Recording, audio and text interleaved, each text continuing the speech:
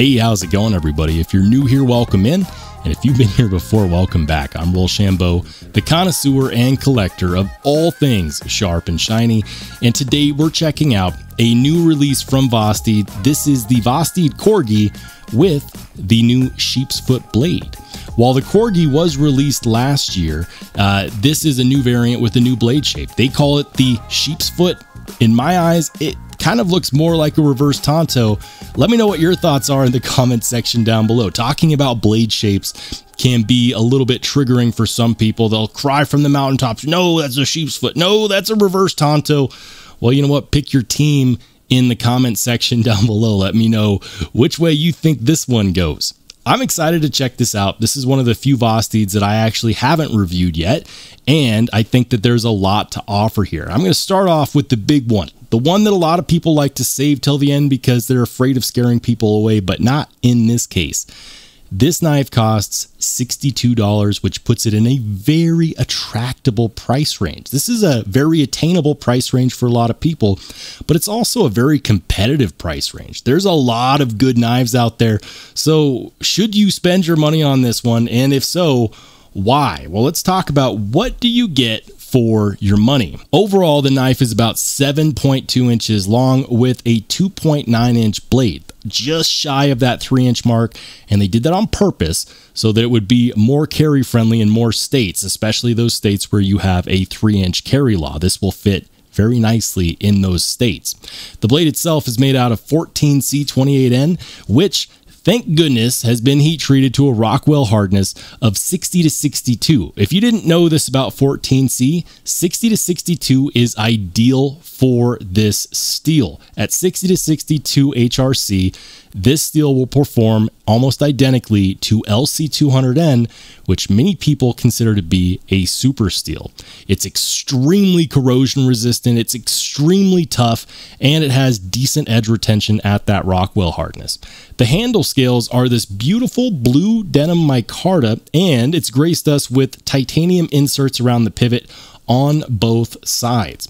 We have a matching blue denim micarta backspacer, which I think is really nice. I love it when companies do that, when they give us a matching backspacer, especially when the handle scales are made out of micarta.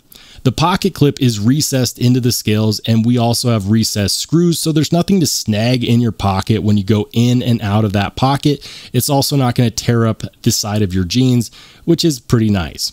We have a single body screw on either side, that is T8, and then of course for you lefties, the pocket clip itself is reversible. Something that I think is pretty cool is just how symmetrical this knife is. It's perfectly symmetrical from the screws to the pivot to the deployment options. We have both a rear flipper and a front flipper, which is nice. Both actions feel really good. While deployed, there is absolutely no blade play left or right, up or down. There's no lock rock, which is nice.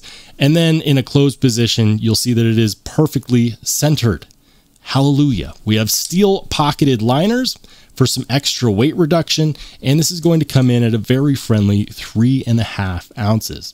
There's a lot of things to love on this knife, whether it's the ergonomics, which are really, really good with that milled and chamfered micarta, or whether it's the new blade shape, which I think is much more attractive than the initial drop point style blade shape, or whether it's the backspacer or the very well done pocket clip or the titanium inserts. Everything is very well put together, and this feels like a finished product. This feels like a really good value for your money.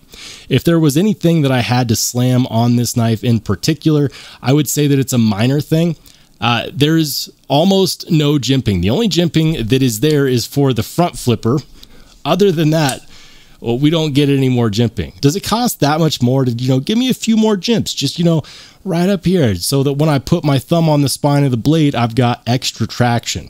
It is a small thing because in the end, most people are not going to be hard using their button locks, but it is something that I would like to see nonetheless. I have a feeling that they didn't because that may have interrupted the symmetrical flow of this knife, but I would still like to see it potentially on future iterations. So who is this knife meant for? I think that this is meant for the person who is an enthusiast but also likes to carry their knives. Oftentimes we buy these $200, $300, $400 knives and then we're afraid to use them as they were meant to be used because we spent so much money on them and we don't want to see the handle scales get scratched up or the blade to get gunked up with tape. And you know, on a $62 knife, you're just not worrying about that at all. You're not worrying about whether or not the patina looks good. You're just worrying about how much you enjoy carrying it, how much you enjoy using it.